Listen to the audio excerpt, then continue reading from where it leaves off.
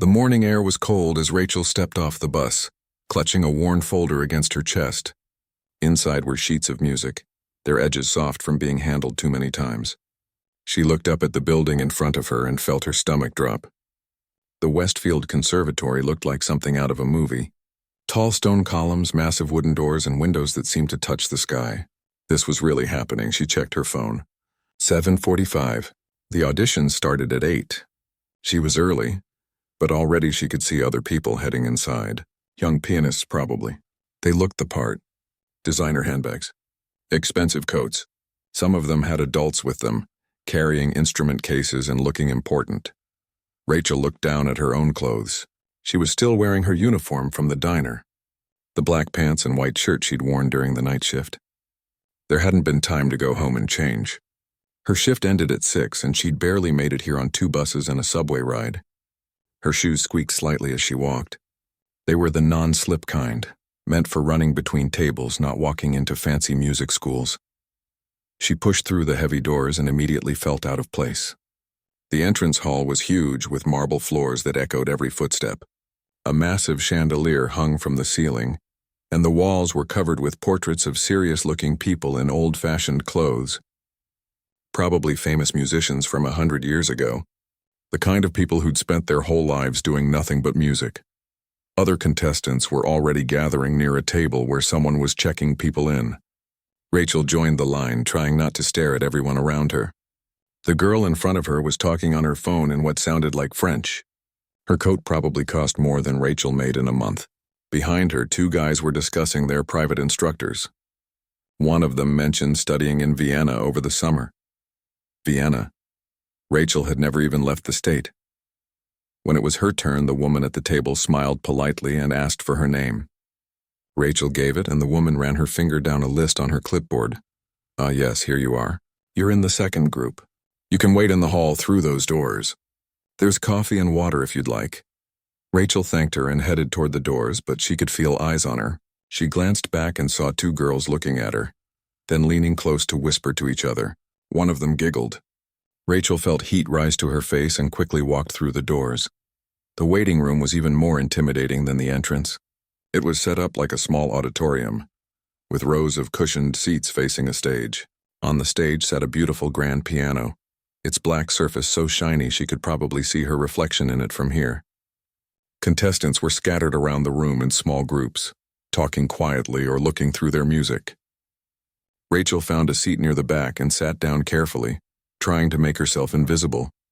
She pulled out her sheet music and pretended to study it, but her eyes kept drifting to the other people in the room. They all seemed so confident, so prepared, like they belonged here and knew it. One guy was doing finger exercises in the air, his hands moving in complicated patterns. A girl near the front had her eyes closed, clearly visualizing her performance. Another contestant was marking something in her score with a pencil, completely focused. Rachel felt someone sit down near her. She glanced over and saw it was one of the girls who'd been whispering at the registration table. The girl looked at Rachel's folder, then at her diner uniform, then back at her face. She didn't say anything, but her expression said enough. It was the look someone gives when they see something that doesn't quite fit, like finding a grocery store coupon in a fancy restaurant. "First time auditioning?" the girl asked. Her tone was sweet, but there was something else underneath it. "Yeah," Rachel said quietly. "That's brave." The girl smiled, but it didn't reach her eyes. "Where do you study?" I don't. I'm self-taught." The girl's eyebrows went up. "Oh, that's interesting." She paused. "Who's your accompanist?" Rachel felt confused. "My what?" "Your accompanist. The person playing with you. For the concerto portion." Rachel's heart sank. "I didn't know we needed one. I was just planning to play solo pieces." "Oh, honey, did you even read the requirements?" The girl's voice had gotten louder, and a few other people were starting to look over. "This is a conservatory audition. They expect concert-level repertoire. Most people are performing concertos with full piano accompaniment at minimum." Rachel felt her face burning. She had read the requirements, but maybe she'd misunderstood something. Or maybe she'd been so focused on just getting here that she hadn't processed all the details. Either way, she was starting to realize she might be in over her head. The girl stood up, still smiling that not quite friendly smile. Well, good luck. I'm sure they'll appreciate the effort. She walked away, and Rachel heard her whisper something to another contestant. They both looked back at Rachel and laughed behind their hands. More people were arriving now, and the room was filling up. Rachel sank lower in her seat. She recognized the feeling washing over her. It was the same one she'd felt in foster care as a kid, being the new girl who didn't know the rules. The same one from her first day at the diner, when she'd mixed up all the orders and the other waitresses had rolled their eyes. The feeling of being somewhere you don't belong, surrounded by people who know it. A door at the side of the room opened, and 3 people walked in. They looked official, important.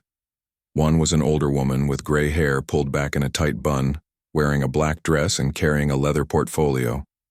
Next to her was a man who looked like he might be from somewhere in Europe, with a stern face and expensive-looking suit. The third was younger, maybe 40, wearing glasses and holding a tablet. "Good morning, everyone," the woman said, and the room immediately went quiet. "I am Dr. Morrison, head of the piano department here at Westfield Conservatory. With me are Professor Antonov and Mr. Chen. We will be your judges today." She went on to explain how the audition would work. Each person would perform, then answer a few questions about their training and musical background. The judges would take notes but wouldn't give feedback today. Results would be posted online in 1 week. "We expect professionalism, preparation, and passion," Dr. Morrison continued. "This audition is not just about technical skill. We are looking for artists, people who have something to say through their music, people who have dedicated themselves to this craft." As she spoke, Rachel felt smaller and smaller. Dedicated themselves? These other people had probably been training since they were 5 years old. They'd had private teachers, attended summer programs, performed in recitals. What did she have? A cheap electronic keyboard in her apartment and a bunch of YouTube videos. The auditions began. The first contestant walked up to the piano like she owned it, sat down and launched into a piece that sounded impossibly difficult. Her fingers flew across the keys and the music filled the room like water pouring from a fountain. When she finished, everyone applauded politely. Professor Antonov made several notes on his paper. One by one, contestants performed. They were all good, really good. Some were so good that Rachel forgot to be nervous for a moment, because she was too busy being amazed by what they could do. But then she'd remember that she was supposed to go up there too, and the anxiety would come rushing back. During a break between groups, Rachel went to the bathroom. When she came back, she heard voices from just inside the waiting room door. "Did you see the girl in the waitress uniform?" "Oh my God, yes. What is she even doing here? Apparently she's self-taught. Can you imagine? This is Westfield. Does she think this is some community center talent show? Someone should tell her before she embarrasses herself up there." Laughter followed, and Rachel pressed herself against the wall outside the door. Her hands were shaking. Part of her wanted to leave right now. Just walk out, get back on the bus, and forget this whole thing. But then she thought about the manager at the diner, who'd practically pushed her to apply. About the foster mom who'd first showed her that old piano in the community center when she was 9. About all those late nights practicing on her keyboard with headphones on so she wouldn't disturb the neighbors. She took a deep breath and walked back into the room. Let them laugh. She'd come this far. She was going to play. The second group was called, and Rachel's heart started pounding so hard she could hear it in her ears. She gathered her sheet music with trembling hands and followed the other contestants toward the performance area. They walked single file, like students heading to an exam they hadn't studied for, except Rachel was pretty sure everyone else had studied plenty. They sat in the front 2 rows now, much closer to the piano and the judges' table. Rachel could see the judges clearly. Dr. Morrison was writing something in her portfolio. Professor Antonov was looking at his watch, his face showing absolutely no emotion. Mr. Chen was scrolling through his tablet, occasionally glancing up at the piano. The first person from their group went up. A tall guy who looked about 20. He played something classical that Rachel recognized but couldn't name. He was good. His posture was perfect, his timing precise. When he finished, Dr. Morrison asked him about his training. "I've been studying at the Phillips Academy for 12 years, he said, confiding. Entley.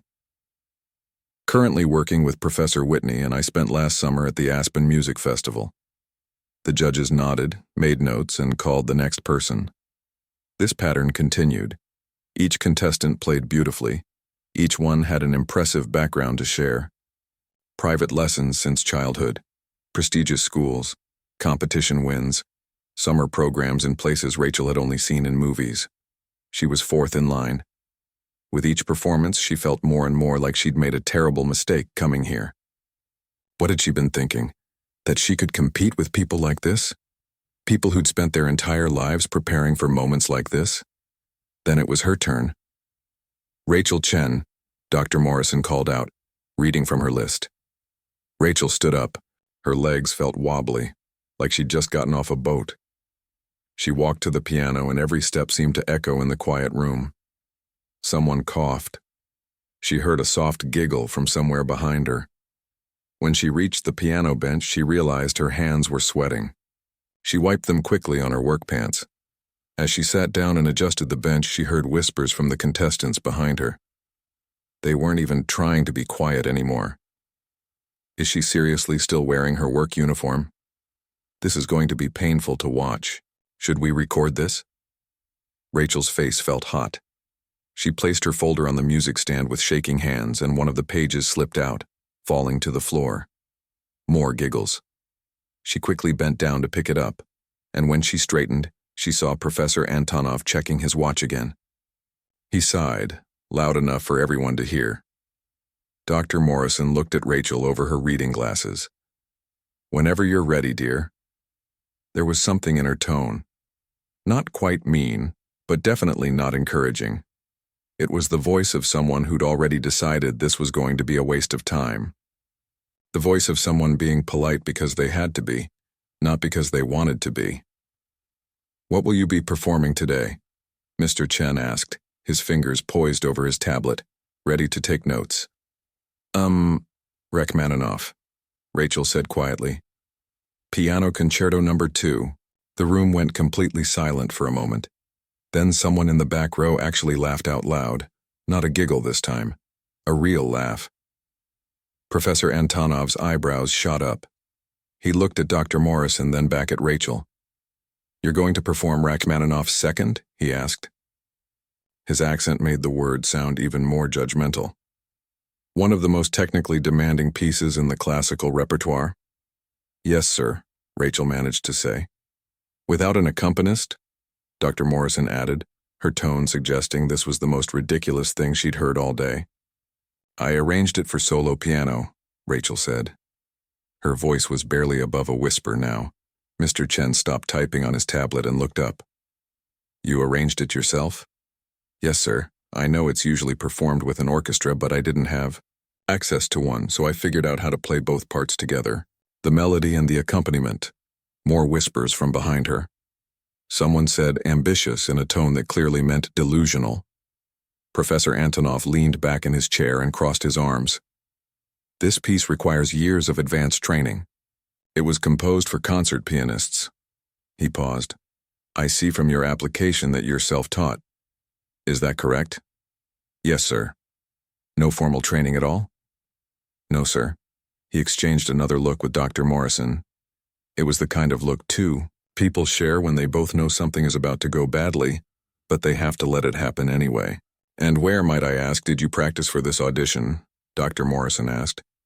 "Do you have access to a piano?" "I have a keyboard," Rachel said. "An electronic one. It's pretty basic, but it has weighted keys, so it feels kind of like a real piano."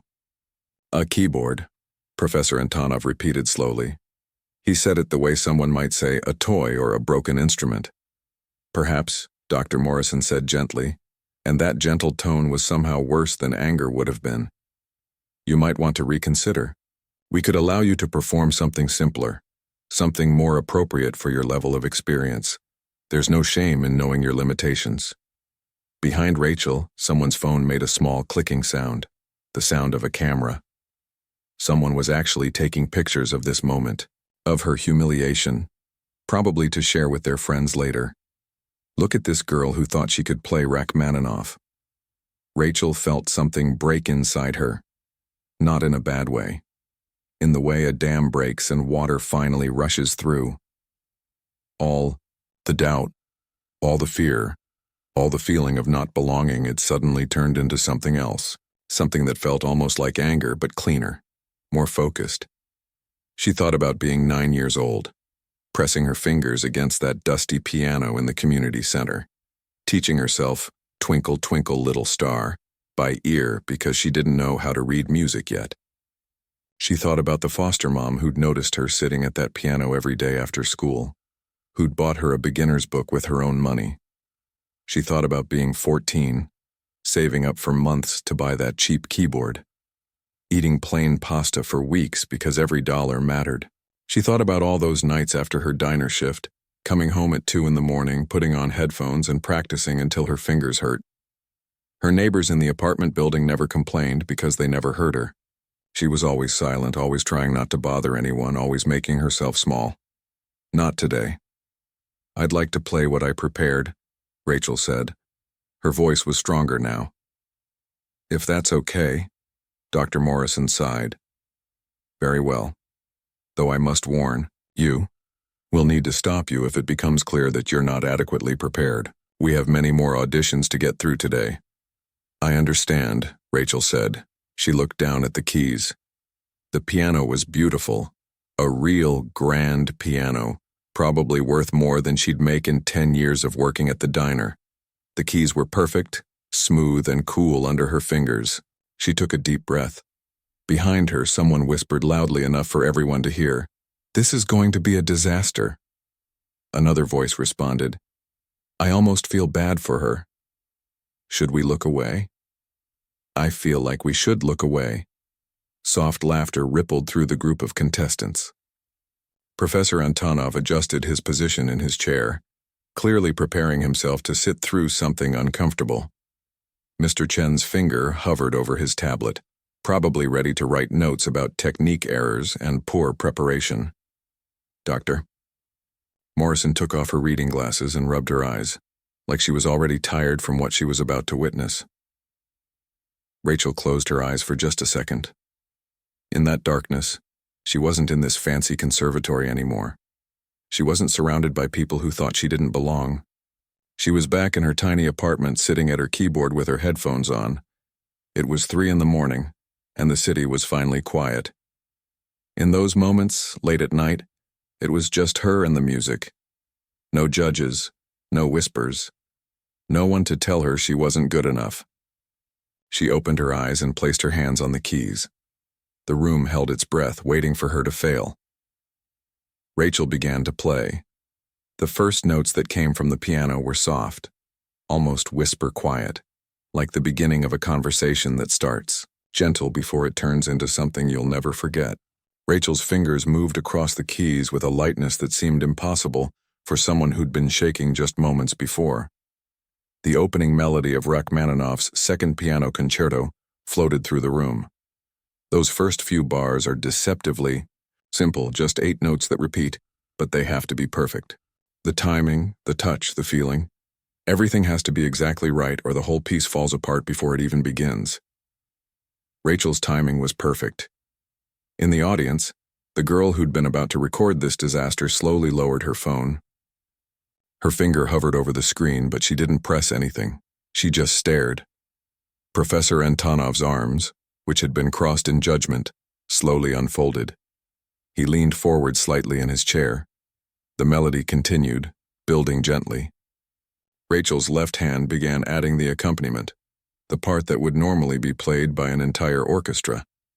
But she'd figured out how to weave it together with the melody, her fingers dancing between the 2 parts so smoothly that it sounded like 2 people playing, not one. Mr. Chen's tablet nearly slipped from his hands. He caught it quickly, his eyes never leaving Rachel's hands on the keys. The piece began to build. The notes came faster now, more urgent. This is where Rachmaninoff shows you what he's really made of. The melody soars up high while the left hand pounds out these deep, rich chords that feel like a heartbeat, like the earth moving under your feet. It's technically brutal. Your hands have to stretch across the keys in ways that feel impossible. You have to hit the right notes at exactly the right time while also making it sound effortless and emotional and true. Rachel's hands stretched and reached and flew. Her fingers, the ones that had been mocked for being calloused and rough from carrying plates and scrubbing dishes, moved with a grace that seemed to defy physics. Those calluses weren't weaknesses. They were proof of hard work, of dedication, and right now they were helping her grip the keys with a certainty that no pampered hands could match. The music filled every corner of the room.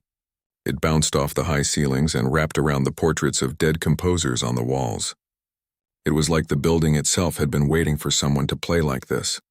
To really play, not just hit the right notes in the right order, but to make the piano sing, to make it weep, to make it tell a story, and what a story Rachel was telling.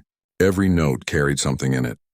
You could hear the loneliness of those late-night practice sessions, the frustration of learning from scratchy YouTube videos that kept buffering, the tiny victories of finally getting a difficult passage right after the 100th try, the fear of never being good enough, the hope that maybe, just maybe, you could be. Dr. Morrison's pen, which had been poised over her paper ready to write critical notes, slowly lowered. She wasn't writing anymore. She was just listening. Her mouth had opened slightly and she'd forgotten to close it. The second movement approached. This is the famous part. The melody that everyone knows even if they don't know they know it. It's been in movies and commercials and ice skating routines. It's beautiful and sad and hopeful all at the same time. It makes you feel things you didn't know you were feeling. Rachel's right hand picked out the melody with such tenderness that it hurt to hear. Each note was placed with care, like she was handling something precious that might break. The left hand provided these soft rolling chords underneath, like waves gently touching the shore. Together they created something that wasn't just music anymore. It was emotion made into sound. A girl in the third row, one of the contestants who'd laughed the loudest earlier, felt her eyes getting wet. She blinked in surprise. She'd heard this piece performed dozens of times. Professional recordings, live concerts. Her own teacher had played it for her. But this was different. This wasn't just technically correct. This was real. She wasn't the only one. All around the room, people were feeling things they hadn't expected to feel at a piano audition. This wasn't supposed to be moving. It was supposed to be professional, clinical, a demonstration of skill and training.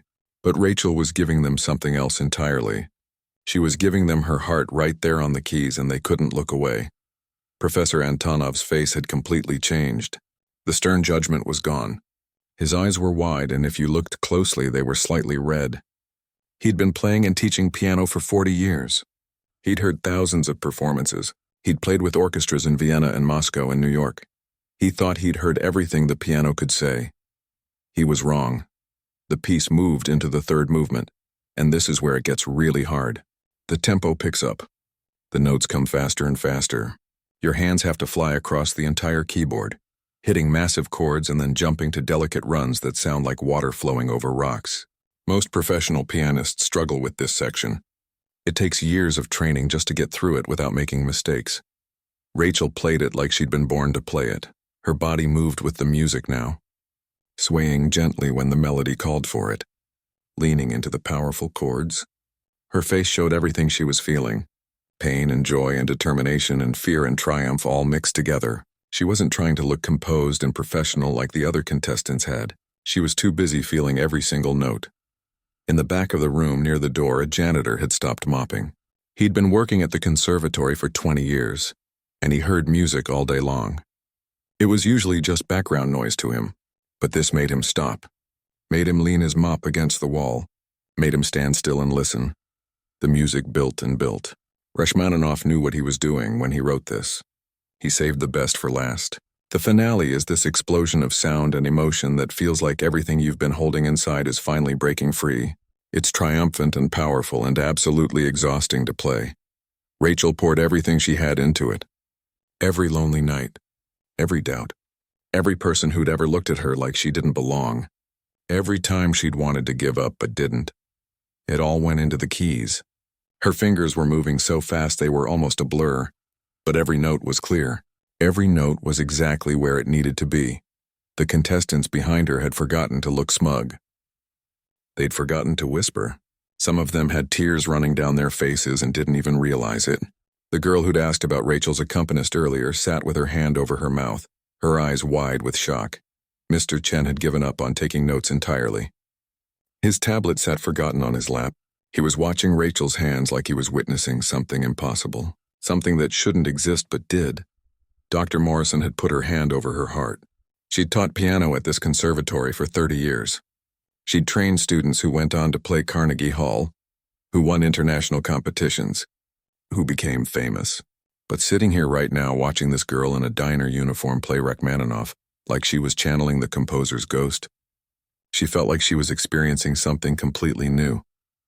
The final section approached. This is where everything comes together. The melody from the beginning returns, but bigger now, fuller. Like you've gone on this entire journey and you're finally coming home, but you're not the same person you were when you left. The notes rang out like church bells. Like truth. Like something that couldn't be denied or mocked or questioned. Rachel's whole body was in it now. Her shoulders, her back, her feet on the pedals. Every part of her working together to create this sound that was filling the room so completely that it felt like the walls might not be able to contain it. And then, after what felt like both forever and no time at all, she played the final chord. Her hands came down on the keys with such power and such perfect precision that the sound seemed to shake the air itself. The chord rang out, clear and true and absolutely undeniable. Then silence. Rachel's hands stayed on the keys for a moment, her head bowed. Her chest was rising and falling quickly. She'd given everything. There was nothing left. The silence lasted for what felt like an eternity. Rachel sat frozen at the piano, her hands still resting on the keys, afraid to move. Afraid to turn around and see the faces of everyone behind her. The last note was still ringing in her ears, or maybe that was just her imagination. Maybe it was just her heart pounding so loud it sounded like music. Then someone started clapping. It was Professor Antonov.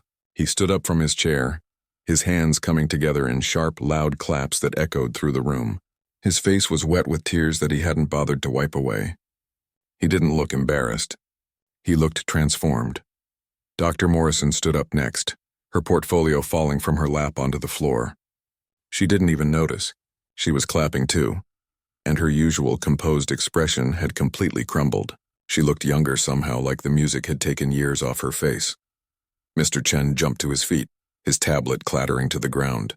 He was clapping so hard his hands must have hurt. Then the entire room erupted. Every single person stood up. The contestants who'd been whispering and laughing minutes ago were on their feet, applauding like they'd just witnessed something they'd tell their grandchildren about. Some of them were crying openly. Others were shaking their heads in disbelief, still clapping, unable to stop. The sound of the applause was almost as loud as the music had been. It rolled through the room in waves, building and building. People were shouting. Someone yelled, "Bravo!" Another person was just saying, "Oh my God," over and over again.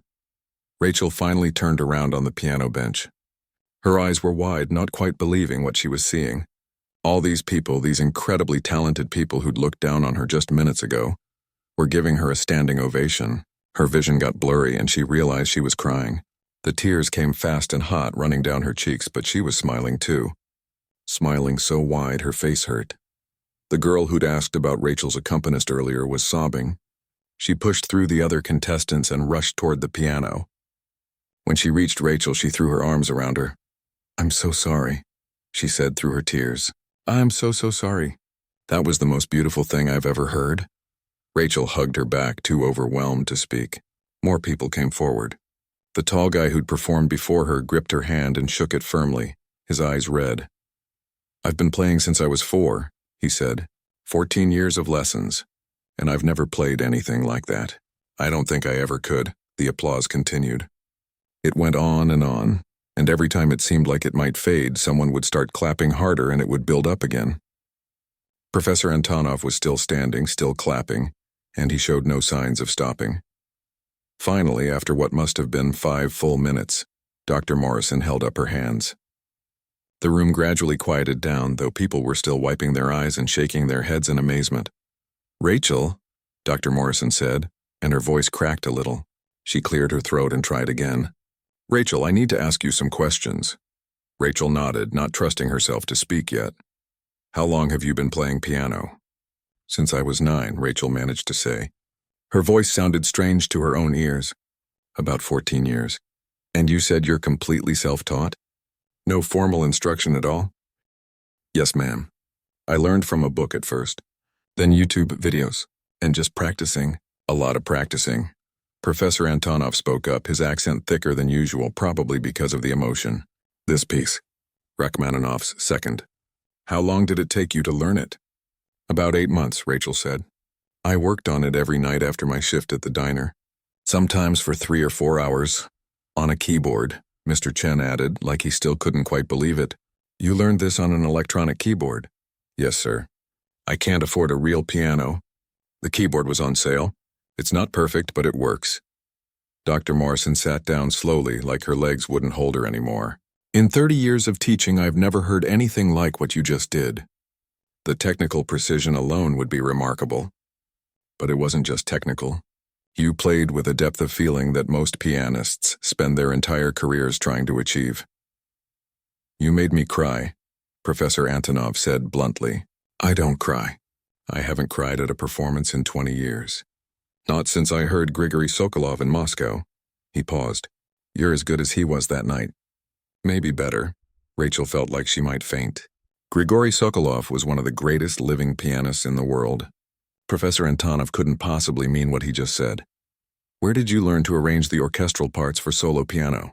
Mr. Chen asked. That arrangement was extraordinary. Have you studied composition? No.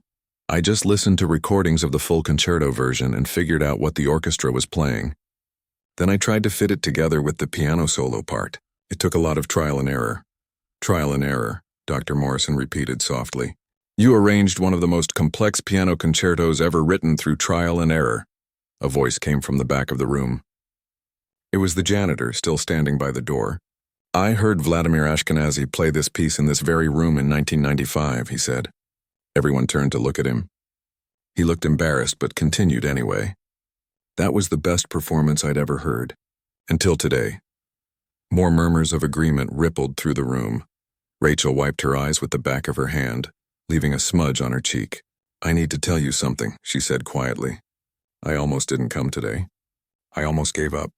When I walked in here and saw everyone, saw how professional you all were, how prepared, I felt like I didn't belong, like I was pretending to be something I'm not. What changed your mind? Dr. Morrison asked gently. I thought about my foster mom, the one who first showed me that old piano at the community center when I was 9. She passed away 3 years ago, but before she died, she made me promise I'd never give up on music. She said I had something special. I didn't really believe her, but I promised anyway. Rachel's voice broke a little. She never got to hear me play anything advanced. Just simple pieces. I always thought I'd have time to get better, to learn more, to show her what I could do. But then she was gone and it was too late. The room was completely silent again, but this time it was a different kind of silence, a respectful one. So when I sat down at this piano, Rachel continued, I played for her. I played for that 9-year-old girl who was scared to touch the keys at first. I played for everyone who ever felt like they didn't belong somewhere. And I played for myself for all those nights when I wanted to quit but didn't. Professor Antonov walked up to the piano. He stood in front of Rachel, this legendary pianist who'd performed all over the world, and he bowed. Actually bowed. Like she was royalty. Music like yours doesn't come from lessons, he said. It doesn't come from expensive schools or famous teachers. It comes from here. He put his hand over his heart. You have what we call in Russia dusha, soul. It cannot be taught. You either have it or you don't. And you have more of it than anyone I've met in decades. Dr. Morrison stood up again, and when she spoke, her voice was firm and clear. Rachel, I'm going to do something I have never done in 50 years of judging auditions. She looked at Professor Antonov and Mr. Chen. They both nodded. We're not going to make you wait a week for results. The three of us are in complete agreement, which frankly never happens. She smiled, and it was a real smile. Warm and genuine. Not only have you been accepted into Westfield Conservatory, but we're offering you a full scholarship. Full tuition, room and board, everything.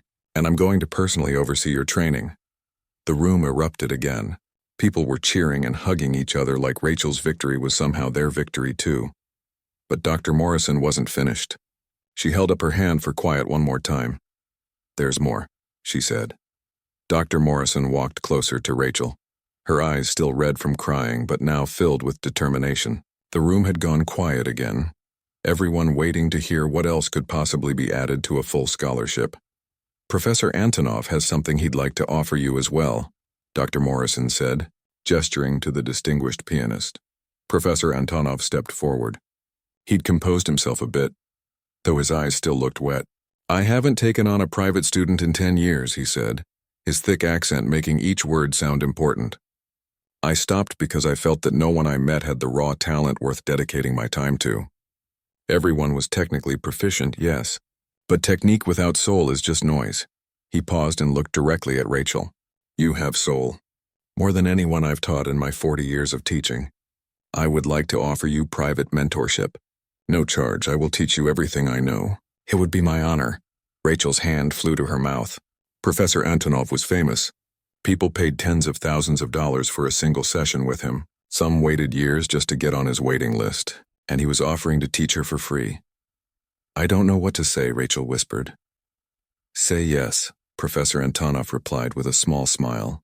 "Don't be stupid like I was when I was young and turned down similar offers because of pride." "Yes," Rachel said quickly. "Yes, absolutely, yes." "Thank you." Mr. Chen stood up, adjusting his glasses.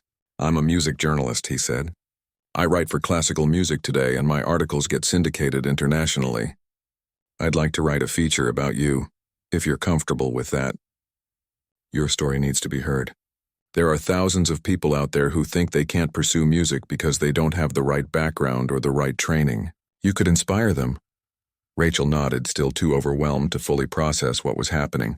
Dr. Morrison smiled. "There's one more thing. The conservatory hosts a showcase concert every semester. It's held at the Riverside Theater downtown. We invite notable people from the music industry, journalists, potential donors. It's typically reserved for our top graduating students." She paused. "We'd like you to be the featured performer at next month's showcase." The room gasped. Even the other contestants who'd been so supportive moments ago looked shocked. The showcase concert was legendary.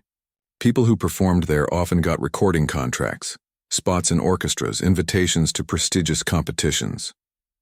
It was the kind of opportunity that could launch an entire career. "But I haven't even started classes yet," Rachel said. "I'm not a graduating student.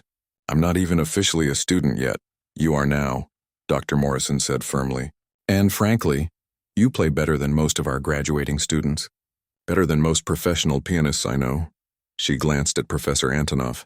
"No offense, none taken," he said. "She's right." One of the contestants, a girl with perfect posture who'd performed a flawless Chopin piece earlier, raised her hand tentatively. "Can I say something?" Dr. Morrison nodded. The girl looked at Rachel. "I've been playing piano since I was 4. My parents spent hundreds of thousands of dollars on my education.